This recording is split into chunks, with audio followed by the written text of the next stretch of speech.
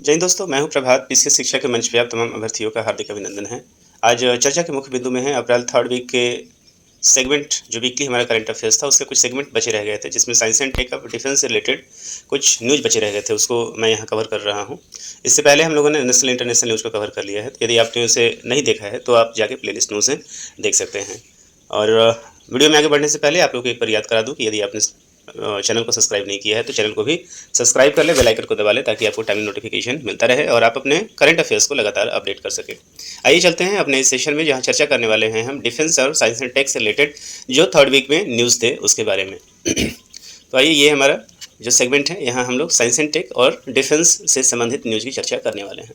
सबसे पहला न्यूज़ जो काफ़ी चर्चे में रहा था कि जो इसकी हेडिंग है, सीमा के पार पे ही दुश्मनों को नष्ट करेगा हमारा लेजर हथियार। तो अब एक नया दौर चल रखा है कि अब आपको फिजिकल रूप से मिसाइल्स या इस तरह की चीज़ों को लॉन्च किए बिना भी आप दुश्मन के यूएई, दुश्मन के मिसाइल्स, इन सबों को नष्ट कर सकते हैं। और भारत से पहले ऐसे प्रणाली का ऑलरेडी टेस्टिंग किया जा चुका है, जिसमें यूएसए, चाइना और साथ ही साथ आप देखेंगे कि यूएसए, चाइना और रसिया के द्वारा इस तरह की टेस्टिंग की जा चुकी है। और अब जो है भारत के द्वारा भी इसको सफलतापूर्वक संपन्न कर लिया गया है। तो भारत ने भी अभी हाल फिलहाल में डीआरडीओ ने इसे टेस्ट किया है और टेस्ट करने के बाद यहाँ पे 30 किलोवाट का एक सिस्टम डेवलप कर लिया है। तो इसकी जो पावर क्षमता है वो कितनी है? 30 किलोवाट क्षमता है। आइए इसके पूरे के पूरे डिस्क्रिप्शन को समझते हैं। तो डीआरडीओ के द्वारा इसे विकसित किया गया है, जिसे Mark 2A laser directed energy weapon कहा गया है, DEW।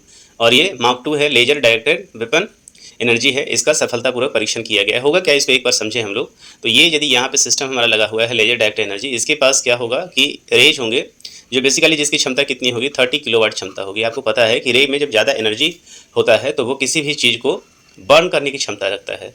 तो इसे यदि अपने रेंज के अंतर्गत, जैसे 5 किलोमीटर के रेंज, इसकी रेंज कितनी है? 5 किलोमीटर। तो ये अपने इस रेंज में किसी भी टारगेट को यदि ये हिट करता है तो हिट करने के बाद आप देखेंगे 5 किलोमीटर के रेंज में अपने हाई एनर्जी के कारण वो जितने भी इक्विपमेंट होंगे वो सब के सब क्या हो जाएंगे? जल जाएंगे। और जलने के कारण इसे क्या किया जाएगा? डिस्ट्रॉय कर दिया जाएगा।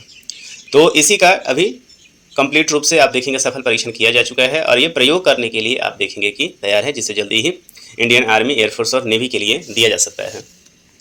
भारत लेजर तकनीक का उपयोग करके ड्रोन मिसाइल्स को निष्क्रिय करने की क्षमता वाला चौथा या पांचवा देश बन गया है। जो डीआरडीओ के जो चीफ हैं समीर कामत साहब, उन्होंने जो स्टेटमेंट दिया है उसके अनुसार कि भारत चौथा या पांचवा देश ऐसा हो सकता है।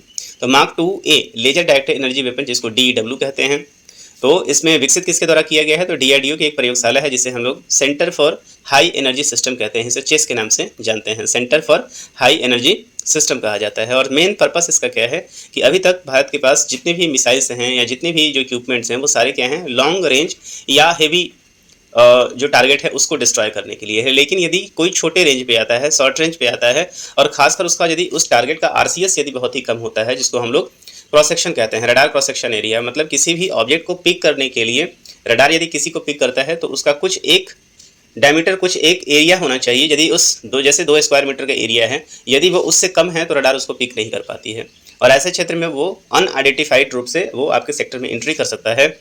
इसी चीज़ को न्यूट्रलाइज करने के लिए अब डीआरडीओ के द्वारा यह सिस्टम लाया गया है। इसकी पिन पॉइंट एक्यूरेसी है, लाइट के स्पीड से ये ट्रेवल करती है और ऐसे लो RCS वाले टारगेट के लिए काफ़ी कंपैटिबल है और उसको अच्छे तरीके से न्यूट्रलाइज कर सकती है। तो ये सारे के सारे जो डिफेंस फोर्सेज में जिसकी कमी महसूस की गई थी उसे डीआरडीओ ने अब लाके सामने रख दिया है। तो कैसे काम करती है प्रणाली? तो डिटेक्शन रडार या inbuilt electro optical EU system का प्रयोग करती है और लक्ष्यों को क्या करती है? ट्रैक करती है। इसके पास अपना खुद का रडार होता है और ट्रैक करके उसको जैसे ही ऑर्डर मिलता है उसे वो क्या करती है? अपने इस लेजर बीम्स का इस्तेमाल करते हुए उसे वो क्या कर सकती है? वो गिरा सकती है। अब यहाँ पे देखें कि अब पावर आउटपुट इसका कितना है? 30 किलोवाट जो है उसका पावर आउटपुट है, जो लेजर फिक्स्ड विंग UAV और जो झुंड में जो ड्रोन फ्लाई करते हैं उसके लिए काफ़ी सक्षम है।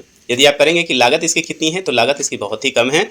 जितना इसके एक बार जब ये अपने लेजर बीम्स को ट्रांसमिट करता है तो उसके लिए सिर्फ ये कुछ लीटर जो पेट्रोल होता है या डीजल होता है उतने बराबर का ये खर्च करता है अपने साथ। तो गतिशीलता देखिए, सबसे पहला है कि ये हाईली ट्रांसपोर्टेबल है। इसे ट्रक माउंटेड रखा जा सकता है, ट्रकों पे इसे माउंट किया जा सकता है। साथ ही साथ आप देखेंगे कि ये लगातार आप काफ़ी तेज़ी से एक जगह से दूसरी जगह डिप्लॉय किया जा सकता है। और साथ ही साथ ये नेवल शिप पे इस्तेमाल, इसका नेवल शिप पे इंस्टॉल किया जा सकता है और आने वाले समय में आपको एयरक्राफ्ट में भी ये सिस्टम देखने को मिलेगा। रणनीतिक रूप से काफ़ी ज़्यादा आप देखेंगे, काफ़ी ज़्यादा ये सक्षम है। और सबसे अच्छी बात यह है कि इसकी जो एक्यूरेसी है पिन पॉइंट एक्यूरेसी है, मतलब यदि किसी एक एयरक्राफ्ट को हिट करना, ऐसा नहीं कि आपने इसको हिट किया तो ये आसपास वाले को भी डैमेज करेगा, कि जिस एयरक्राफ्ट या जिस टारगेट को इसको हिट करना है पिन पॉइंट उसे ही ये हिट करेगा। तो कोलेट्रल डैमेज की जो संख्या जो समस्या होती है वो नहीं होगी हमारे पास। तो इस बात को आप याद रखेंगे। और भारत जो है दुनिया का ऐसा, डीआरडीओ की बात हम लोग यहाँ पे कर लें तो डीआरडीओ की स्थापना आपको पता है कि 1 जनवरी 1958 को हुई थी। और अभी जो इसके चीफ हैं कौन है, समीर कामत है। इस बात को भी आप याद रखेंगे। सिस्टम का नाम आपने देख लिया। और इसका अगला जो सिस्टम है जो 300 किलोवाट के साथ आ रहा है, जो अभी ये 30 किलोवाट का है। अगला जो सिस्टम आने जा रहा है 300 किलोवाट का है और इसे नाम क्या दिया गया है, सूर्या नाम दिया गया है। इस बात को भी आप याद रखेंगे। चलिए तो इस सिस्टम से आगे बढ़ते हैं। और ये सूर्या के साथ साथ आप देखेंगे कि इसकी जो क्षमता कितनी होगी, तो 20 किलोमीटर की इसकी क्षमता होगी। आगे देखते हैं, अपने दूसरे न्यूज़ की तरफ चलते हैं। तंजानिया में भारत ने 9 देशों के साथ शुरू किया है नौसैनिक अभ्यास। तो भारत, आपको याद आ रहा होगा कि कुछ समय पहले प्रधानमंत्री के द्वारा एक विजन प्रस्तुत किया गया था जिसको हम लोग क्या कहते हैं, महासागर कहते हैं, जिसका फुल फॉर्म होता है maritime vision mutual and holistic advancement for security and growth across region. तो इसके तहत आप देखेंगे कि महासागर स्टार्ट किया गया है। और ये कहाँ इसका आयोजन किया गया है, तो ये पहला ही इसका क्या है, वर्जन है, जिसे अफ्रीकी देश तंजानिया में प्रारंभ किया गया है। इस बात को आप याद रखेंगे। तो तंजानिया में यहाँ पे हुआ है। और जो एक्सरसाइज का नाम क्या है वो है आपका AIKEYME। इस बात को आप याद रखेंगे, जिसको हम लोग क्या कहते हैं, एक्मेया कहते हैं। AIKEYME फुल फॉर्म आप देखेंगे इसका क्या होता है, तो अफ्रीका इंडिया की मैरीटाइम इंगेजमेंट। इस बात को आप याद रखेंगे, क्वेश्चन आपसे पूछा जा सकता है। भारत की तरफ से यहाँ पे INS सुनैना ने भाग लिया है। और कुल मिला के और भी कंट्री आप देखेंगे, कई सारे कंट्री यहाँ पे 13 से 18 अप्रैल को ये पूरा का पूरा एक्सरसाइज कंडक्ट किया गया है। और इसमें भाग लेने वाले देशों में आप देखेंगे कि Comoros, Djibouti, Eritrea, Kenya, Madagascar, Mauritius, Mozambique, Seychelles और दक्षिण अफ्रीका। इसे आप यहाँ पे एक मैप के माध्यम से देख सकते हैं, जहाँ पे आपको दिखेगा। तो आप देख रहे हैं तंजानिया ने भाग लिया है, केन्या है, यहाँ पे इथियोपिया है। इसके अलावा जब वो चीज़ को आप देख सकते हैं साउथ यहाँ पे, तो ये मेडागास्कर ने है। तो कुल मिला के ये पूरा का पूरा जो हिस्सा है, और ये यहाँ पे क्या हो गया, तंजानिया होगा। बेसिकली तंजानिया जो है इसका होस्ट नेशन है। तो इसका जो मुख्य पर्पस है, ये कुल मिला के इंडियन ओशन को क्या करना है, प्रोटेक्ट करना है। और ये भारत की ही पहल है जिसके आधार पर ये एक्सरसाइज किया जा रहा है। तो चलिए, मुझे उम्मीद है कि आपने इस पूरे, और खास तंजानिया की बात कर लें तो तंजानिया की जो कैपिटल है वो कौन सा है, दोदुमा है। इस बात को भी आप याद रखेंगे। आगे चलते हैं। म्यांमार में वायुसेना के विमान बने थे, GPS स्पूफिंग के शिकार बने थे। अभी आपको याद आ रहा होगा कि हाल फिलहाल में म्यांमार में क्या है, बड़ा एक भूकंप आया हुआ था। और उस भूकंप में आपने देखा होगा कि ऑपरेशन ब्रह्मा को लॉन्च किया गया था। भारत की तरफ से किसे लॉन्च किया गया था, ऑपरेशन ब्रह्मा को लॉन्च किया गया था। और इस ऑपरेशन के माध्यम से ही भारत लगातार क्या कर रहा था, म्यांमार को जो है राहत सामग्री प्रोवाइड करा रहा था। इसी पूरे ऑपरेशन के दौरान भारत के जब चार्ली 130 और चार्ली 17 एयरक्राफ्ट जो हेवी ट्रांसपोर्ट एयरक्राफ्ट हैं, ये सारे एयरक्राफ्ट जब म्यांमार के लिए, भारत से म्यांमार के लिए जब एयरबर्न हो रहे थे और म्यांमार में लौटते समय इन सभी एयरक्राफ्ट को चार्ली 17 और चार्ली 130 ने रिपोर्ट किया है कि 29 मार्च को जब पहली खेप लेकर ये जा रहे थे तो उन्हें क्या GPS स्पूफिंग का शिकार होना पड़ा है। और ये जो एक्सरसाइज, ये पूरा का पूरा जो आप देखेंगे कि इस कवर को द हिंदू ने और लगभग सभी न्यूज़पेपर ने इसको कवर किया हुआ है। तो ये स्पूफिंग क्या है, यहाँ से एक नया टर्मिनोलॉजी आपको जानने को मिलेगा कि ये स्पूफिंग होता क्या है एयरक्राफ्ट। आइए समझते हैं स्पूफिंग क्या होता है। तो GPS स्पूफिंग जो है वो क्या होता है, तो GPS स्पूफिंग एक ऐसी तकनीक है। स्पूफिंग आप कहेंगे कि एयरक्राफ्ट जब एयरबर्न हो रहा होता है तो GPS स्पूफिंग क्या होता है, तो जो एयरक्राफ्ट का रिसीवर होता है उस रिसीवर में क्या है, फॉल्स इन्फॉर्मेशन जो है वो फीड किया जाता है एक ट्रांसमीटर के द्वारा। तो ये बेसिकली क्या है, एक साइबर अटैक है। मान लेते हैं कि आपको पॉइंट A से पॉइंट B की तरफ जाना है। एयरक्राफ्ट जब पॉइंट A से पॉइंट B की तरफ नेविगेशन प्रणाली के द्वारा जाता है और वो यहाँ के लैटलॉन्ग को कवर करता है, जो यहाँ बेसिकली वो GPS से ले रहा होता है। GPS अमेरिकन मेड सिस्टम है जो बेसिकली क्या होता है, पिन पॉइंट एक्यूरेसी देता है। जब एयरक्राफ्ट यहाँ से A से B की तरफ जा रहा होता है तो उससे जो पिन पॉइंट मिलेगा, जो GPS होता है, उसी के आधार पर वो लैंडिंग करता है। अब यदि इस GPS सिस्टम को ही खराब कर दिया जाए या एयरक्राफ्ट को रिसीवर के रूप में रॉन्ग इन्फॉर्मेशन दिया जाए तो एयरक्राफ्ट यहाँ पे लैंड नहीं कर पाएगा। पॉइंट B की जगह पे वो पॉइंट C या पॉइंट D की जगह पे लैंड कर सकता है। तो ये GPS जो तकनीक होता है मुख्य रूप से क्या है, एक साइबर अटैक का हिस्सा है, या आपको ECM भी कह सकते हैं। आप इसको ECM भी कह सकते हैं, इलेक्ट्रॉनिक जो काउंटर मेजर होता है उसको कहा जा सकता है। एक तरीके से इलेक्ट्रॉनिक अटैक भी कह सकते हैं। इसमें जो टारगेट होता है उस टारगेट को मिसगाइड किया जाता है। बेसिकली क्या कर दिया जाता है, मिसगाइड किया जाता है by feeding the false information in the receivers. तो इसमें रिसीवर्स के आधार पर इसी तकनीक को क्या किया जाता है, और रिसीवर को धोखा दिया जाता है। जाना है पॉइंट X पे और वो एयरक्राफ्ट पहुंच जाएगा पॉइंट A पे। और इसी के माध्यम से आपने देखा है कि बहुत समय में कई बार ऐसे समय को आपने देखा है कि आप एयरक्राफ्ट जो यूएवी है, कई बार आपने देखा होगा कि एग्जाम्पल के तौर पे कई बार यूएवी भारत की जगह पे चाइना के टेरिटरी में चले गए हैं या पाकिस्तान के टेरिटरी में चले गए हैं।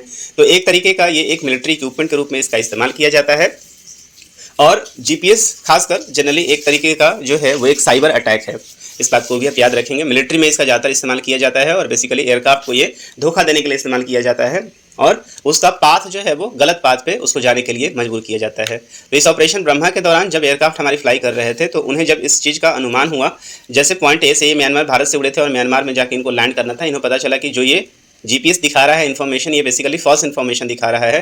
तो एयरक्राफ्ट के जो पायलट थे उन्होंने अपने एक्सपीरियंस के आधार पे उन्होंने इस बात को समझा कि ये एयरक्राफ्ट जहाँ मुझे लैंड करना है ये बेसिकली इसका लोकेशन नहीं है। तो उन्होंने अपने स्टैंड बाय सिस्टम को एक्टिवेट किया। एक्टिवेट करने के बाद जो है आप देखेंगे, एक्टिवेट करने के बाद एयरक्राफ्ट जो है वो सही जगह पे जाकर लैंड हो पाया है।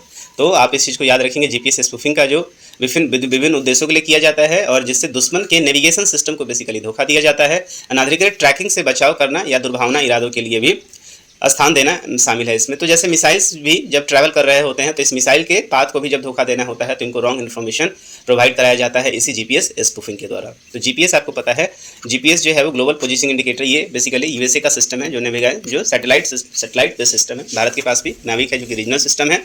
रसिया के पास आप देखेंगे क्या है, तो आपको ग्लोनास देखने को मिल जाएगा। आगे चलते हैं, सौरमंडल के बाहर मिले जीवन के साक्ष्य हैं। सौरमंडल से 120 प्रकाश वर्ष के दूर पे एक नया आपको एक्सोप्लैनेट मिला है जिसको हम लोग K2-12 कहते हैं। K2-18b इसका नाम है, K2-18b है। क्या कहा जाता है इसको? एक्सोप्लैनेट कहा जाता है। तो एक्सोप्लैनेट क्या होता है, इस बात को आप याद रखें कि सामान्यतः जो प्लैनेट होते हैं जो हमारे गैलेक्सी के हैं वो क्या है, वो जब सूर्य की परिक्रमा कर रहे होते हैं, जनरली सूर्य की परिक्रमा करते हैं, मतलब हमारे यहाँ जो जैसे हमारे मिल्की वे है, इसकी मिल्की वे है, तो इसके अंतर्गत जो भी हमारे प्लेनेट हैं वो प्लेनेट बेसिकली क्या है, सन का परिक्रमा कर रहे होते हैं। बट एक्सोप्लैनेट वैसे प्लेनेट होते हैं जो बेसिकली क्या है, हमारे ये सन का परिक्रमा नहीं कर रहे होते हैं, ये दूसरे ग्रह का परिक्रमा कर रहे होते हैं। भारत और ये आप देखें कि इनर प्लेनेट से ये बाहर के प्लेनेट हैं, इसे ही हम लोग क्या कहते हैं, एक्सोप्लैनेट कर रहे होते कहते हैं। तो इस अभी हाल फिलहाल में जो खोज हुआ है उस खोज के आधार पर कि ये पृथ्वी से 120 प्रकाश वर्ष दूर है। मतलब जो प्रकाश वर्ष जो है, प्रकाश वर्ष का मतलब जो है, प्रकाश वर्ष इसका है एक डिस्टेंस की यूनिट है। और ये डिस्टेंस की जो यूनिट होती है, ये यूनिट आप देखेंगे कि एक मतलब जो लाइट है 1 लाइट ईयर जो होता है, आप देखें कि एक साल में लाइट जितना डिस्टेंस ट्रेवल करती है उसे ही कहते हैं। तो 120 प्रकाश वर्ष की दूरी पे है। नाम इसका क्या है, K2-18 है, इस बात को याद रखें। और जो ग्रह है ये 8.5 टाइम्स पृथ्वी से ये बड़ा है। और इसके बारे में यहाँ पे खोज किस चीज़ का किया गया है, तो सौरमंडल के बाहर जीवन की तलाश कर रहे वैज्ञानिकों के लिए बड़ी कामयाबी मिली है। और ये भारतवंशी वैज्ञानिक है, इसलिए ज़्यादा चर्चे में है। डॉक्टर निकू मधुसूदन के नेतृत्व में ये पूरा खोज किया गया है। उन्होंने कहा है कि सौरमंडल के बाहर K2-18b नाम का एक एक्सोप्लैनेट है जो डाईमिथाइल सल्फाइड, यहाँ पे डाईमिथाइल सल्फाइड या डाईमिथाइल डाईसल्फाइड का जो है यहाँ पे निशान मिला है और ये जीवन का पर्याय माना जाता है। तो बस यहाँ से जो आपके जानने वाली बात है वो इंपॉर्टेंट बात बस यही है कि K2-18 का आप नाम याद रखिएगा, ये एक एक्सोप्लैनेट है। और यहाँ पे अभी क्या मिला है, डाईमिथाइल के जो हैं वो साक्ष्य, यहाँ पे डाईमिथाइल सल्फाइड के साक्ष्य मिले हैं। और यहाँ पे आप देखेंगे कि वायुमंडल में K2 का जो वायुमंडल है वहाँ पे कार्बन युक्त गैसें जैसे मीथेन, कार्बन डाइऑक्साइड, इन सबों के साक्ष्य जो है मिले हैं। और साथ ही साथ यहाँ पे हाइड्रोजन भी प्रचुर मात्रा में मिला है। तो इससे संभव है कि आने वाले समय में यहाँ पे जीवन की तलाश जो है वो यहाँ पे देखी जा सकती है। और इसे खोजा किससे गया है, तो याद रखिएगा जेम्स वेब स्पेस टेलीस्कोप से इसे दोबारा देखा भी गया है। चलिए, तो ये न्यूज़ रहा। आगे देखते हैं, अगले न्यूज़ की तरफ चलते हैं हम लोग। तो अगले वर्ष शुरू हो जाएगा पहला प्रोटोटाइप फास्ट ब्रीडर रिएक्टर। तो फास्ट जो ब्रीडर रिएक्टर है वो क्या होता है, भारत में आपको पता है कि नवीकरणीय ऊर्जा की तलाश की जा रही है लगातार। और नवीकरणीय ऊर्जा में जो है आप देखेंगे कि रिन्यूएबल जो एनर्जी होता है उसमें कई तरह के, तो एक तो आपने इसमें से एक एनर्जी का इस्तेमाल किया जा रहा है, वो किसका है, न्यूक्लियर एनर्जी का इस्तेमाल किया जा रहा है।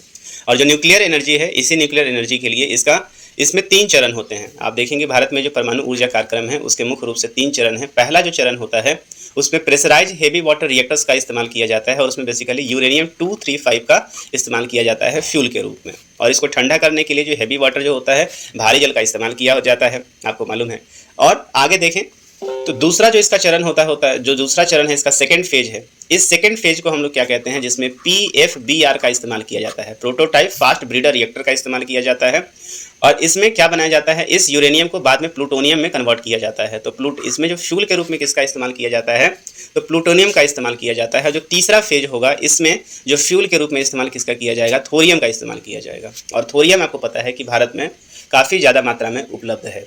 तो जो तीसरा जो फेज होगा वहाँ फ्यूल का इस्तेमाल किसका होगा, फ्यूल के रूप में थोरियम का इस्तेमाल होगा। तो ये जो आप देख रहे हैं फास्ट PFBR जिसको कहा जा रहा है, तो PF प्रेशराइज, इसमें आप देखेंगे कि PF ये क्या है, प्रोटोटाइप फास्ट ब्रीडर रिएक्टर है। तो ये सेकंड फेज में आप देखेंगे कि इसकी शुरुआत की जा रही है और इसकी शुरुआत कहाँ पे हुई है, तो तमिलनाडु के कलपक्कम में आप देखेंगे कि इस रिएक्टर के चालू होने की उम्मीद है। इसका काम लगभग पूरा हो चुका है और इसमें सबसे बड़ी बात, इसका जो मकसद है, पहले चरण में परमाणु ईंधन को रिसाइकल करके बिजली बनाना है। तो जो फर्स्ट चरण, जैसा कि मैंने बताया कि यहाँ पे यूरेनियम 235 का जो इस्तेमाल किया जाएगा, जब इसी को बाकी आगे जो है जो इसका वेस्ट होगा, इसी से फिर क्या किया जाएगा, प्लूटोनियम जो है उसका इस्तेमाल किया जाएगा और प्लूटोनियम के बाद क्या है, थोरियम का इस्तेमाल किया जाएगा। तो सेकंड स्टेज का जो है ये ईंधन यहाँ पे इस्तेमाल किया जा रहा है और इस इस्तेमाल से आप देखेंगे कि भारत का जो लक्ष्य है, परमाणु ऊर्जा से 100 गीगावाट बिजली के उत्पादन का लक्ष्य रखा गया है। सरकार का ये लक्ष्य है और सरकार इस मामले से, परमाणु वाले से अभी लेकिन तत्काल आप देखेंगे कि बहुत ही कम जो है वो परमाणु ऊर्जा से हम लोग जनरेट कर पा रहे हैं। भारत में भी परमाणु ऊर्जा क्षमता केवल 8.18 गीगावाट का है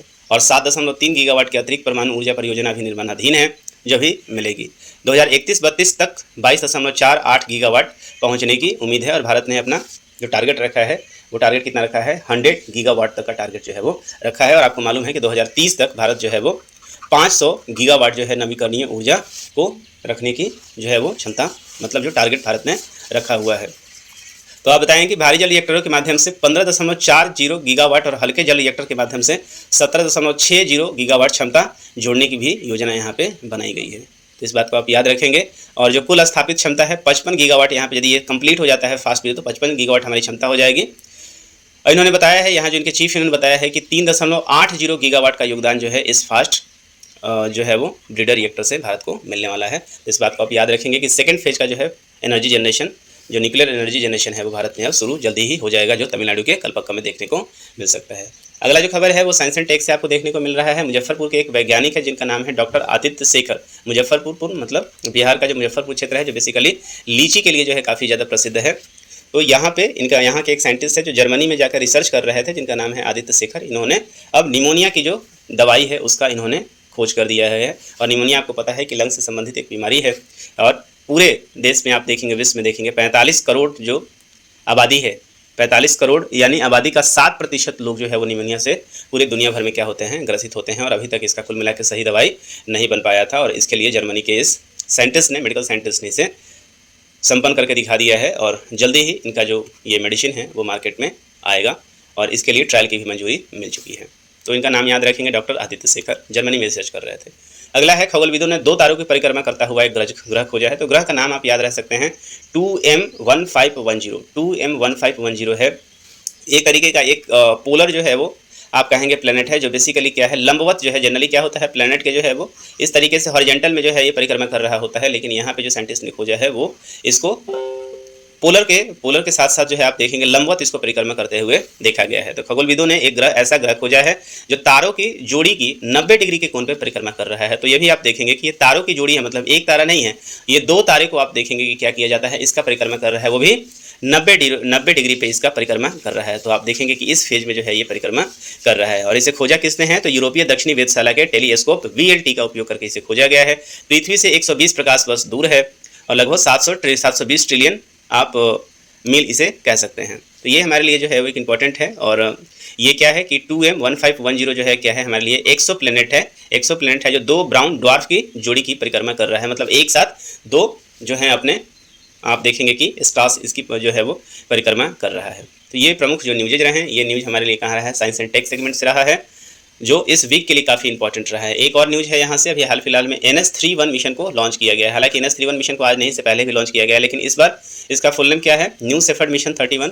लेकिन इस बार ये चर्चे में इसलिए है क्योंकि इस पूरे मिशन में ये पूरी रूप से 100% जो है वो फीमेल, पूरी तरह से इसमें महिलाओं को ही रखा गया था। इसमें 6 महिलाएँ गई थी, 6 फेमस महिलाएँ इसमें अंतरिक्ष में इसके माध्यम से गई थी और लगभग 211 किलोमीटर की ऊँचाई तक ये ट्रेवल किए हैं और कुल मिला के 11 मिनट की इनकी ये यात्रा थी। इस बात को आप याद रखेंगे। तो बस यहाँ पे 100% जो है महिलाओं वाला ये पूरा का पूरा यान था और बेसिकली अंतरिक्ष पर्यटन के लिए जो है ये काफ़ी इंपॉर्टेंट साबित हो सकता है, क्योंकि आने वाले समय में ये अंतरिक्ष पर्यटन में आप देखेंगे कि इस तरह के मिशन लगातार आपको देखने को मिल जाएगा। तो याद रखेंगे NS-31 मिशन को। चलिए, तो साइंस एंड टेक सेक्शन में इस सेशन के लिए इतना ही रहेगा। अच्छा, इसे एक और चीज़ है, इसे कहाँ से लॉन्च किया गया था, ब्लू ओरिजिन जो है, ब्लू ओरिजिन के द्वारा इसको लॉन्च किया गया था। तो इस सेशन में आज यहीं तक रखते हैं। मिलेंगे आपसे हम अगले सेशन में, जहां साइंस एंड टेक के और न्यूज़ या अगले सप्ताह की न्यूज़ की हम लोग चर्चा करेंगे। तो इसी के साथ अपने सेशन को यहीं पे देते हैं विराम। उम्मीद है कि आपको ये सेशन पसंद आया होगा और आपने करंट अफेयर्स में आप जो है इसे अपडेट कर पाए होंगे। यदि आपने चैनल को सब्सक्राइब नहीं किया है तो चैनल को भी जल्दी से सब्सक्राइब कर लें, अपने दोस्तों के बीच में शेयर भी करें। अपने इस सेशन को देते हैं यहीं पे विराम। मिलेंगे आपसे अगले सेशन में, तब तक के लिए साइनिंग ऑफ। दिस इज प्रभात। जय हिंद।